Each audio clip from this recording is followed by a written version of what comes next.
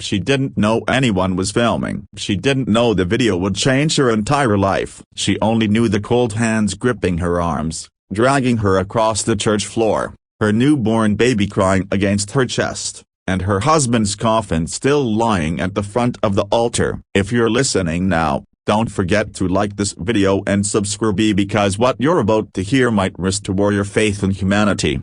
It was supposed to be the last goodbye, a quiet funeral, a small gathering, just enough peace for Amina to say farewell to her husband, her Yoon, the only man who had ever made her feel safe. But instead, the moment she stepped into the church carrying her 2-month-old daughter, Zara, the whispers started. Haroon's family of people who had hated her from the beginning had turned the farewell into humiliation. Amina stood near the coffin, trembling but determined, whispering a prayer through tears. She leaned forward to place a single white rose on the casket, but as her fingers touched the wood, a sharp voice sliced through the silence. "You don't belong here," Haroon's sister hissed. Her brother stepped forward. "Our mother doesn't want you here. After everything, you think you deserve to stand by him today?" Amina held her baby tighter. "He was my husband. I loved him. I deserved to say goodbye." But they didn't listen. They grabbed her arm. The baby started crying. People watched but did nothing. The priest tried to intervene,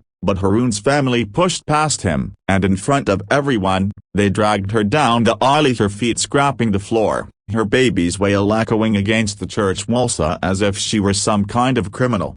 Outside the church, they shoved her onto the pavement. "Stay away from us," they said, "and don't even think about claiming anything. You get nothing." Their car sped away. The church door slammed shut. Amina sat on the cold floor, shaking, tears dripping onto Zara's blanket. Everything felt ruined. She had no money, no job, no home. Her Yoon's family had already locked her out of the apartment the night he died. She had been sleeping at a women's shelter, taking whatever meals were offered. All she had left in the world was her little girl. She thought the humiliation would end there, but someone had recorded everything. The video spread like fire. Shared, reposted, reacted to. People were furious, heartbroken, shocked. And miles away, in a mansion overlooking the sea, a man watched the video on his phone with a growing sense of disbelief. His name was Zamir Khan, a millionaire, a philanthropist, a man who had built orphanages, scholarships,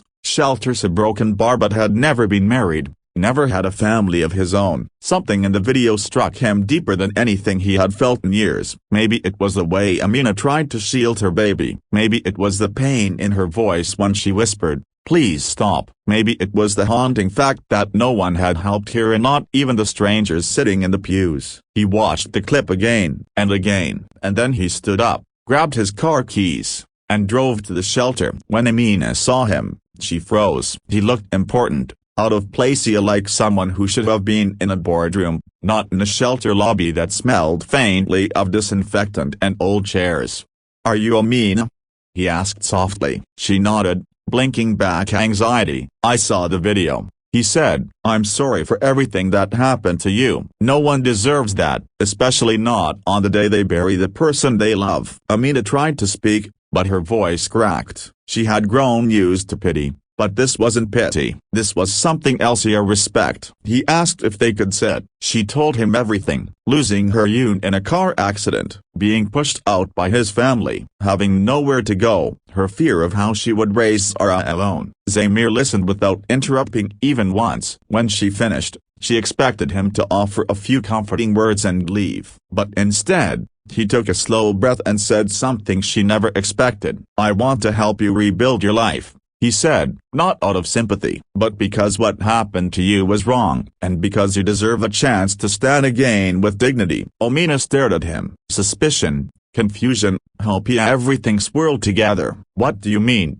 she asked. "I can offer you a safe place to stay, a job, legal help to make sure your daughter receives her rights, and a broken bar if you allow me." "Broken bar? I'd like to be part of supporting your future." Amina didn't trust people easily, not anymore. She declined at first. She didn't want charity. She didn't want to be someone's project. But Zamir didn't walk away. He visited every day, not pushing, not insisting. He brought diapers, formula, toys, always handing them to the shelter staff first, never making her feel pressured. He talked to her, not at her. He asked about Zara. He asked what she wanted in life, not what he wanted for her. For the first time in many months, Amina felt seen. Eventually, she accepted his help. He introduced her to a lawyer who fought for Zara's rights and won. He provided her a small apartment where she could finally sleep without fear. And when she expressed her fear of depending on anyone, he offered her a job at one of his companies, working in the community outreach department,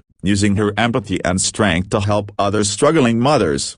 Amina flourished. She learned to stand tall again. Her confidence returned, her laughter returned, and slowly, very slowly, her heart began to heal. Zamir never tried to replace her Yoon. He never pushed for anything more than friendship. But hearts have a way of choosing their own path, and one evening, as they sat on a balcony watching Zara tattle unsteadily across the floor, Amina felt a calm settle in her chest. "You changed our lives," she whispered. Zamir shook his head.